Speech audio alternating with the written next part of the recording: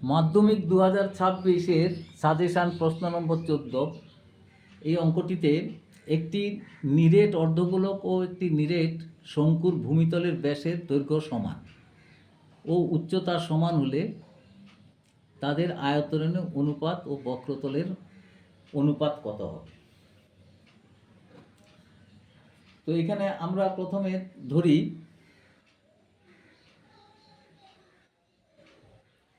অর্ধগোলক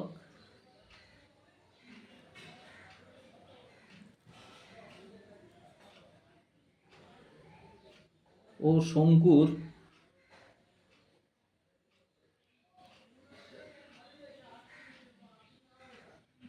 ভূমিতলের ব্যাস 2r একক। সুতরাং ইহাদের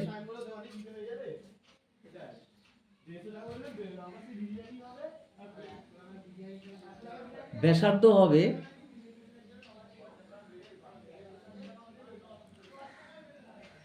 r একক। আবার অর্ধগোলকের উচ্চতা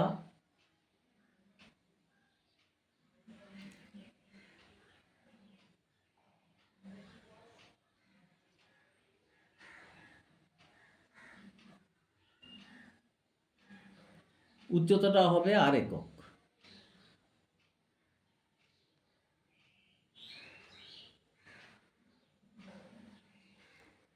তাহলে শঙ্কুর উচ্চতাটাও হবে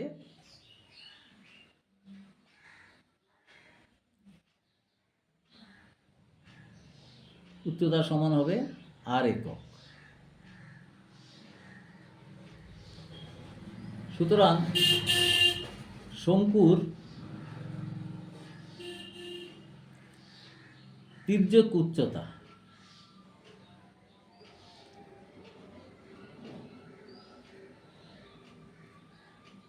আমি যদি এটাকে এল ধরি, সেটা হবে √r² প্লাস h²। এইচ মানে এখানে r², সেটা ইকুয়াল টু হবে √2r একক।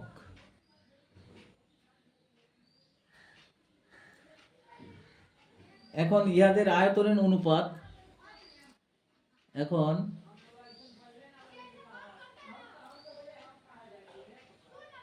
ইহাদের এখানে অর্ধগোলক এবং শঙ্কুর ইহাদের আয়তনের অনুপাত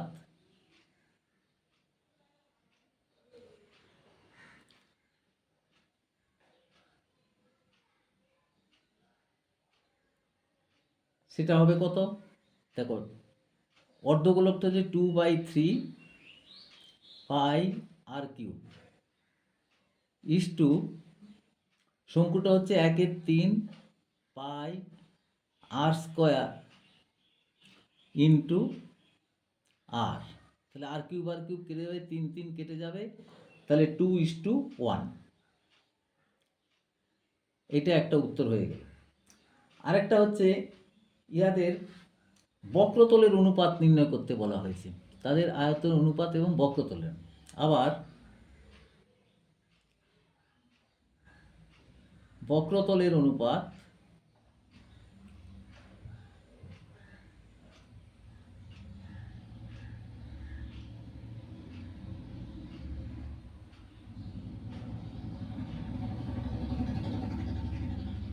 ইকুয়াল টু হবে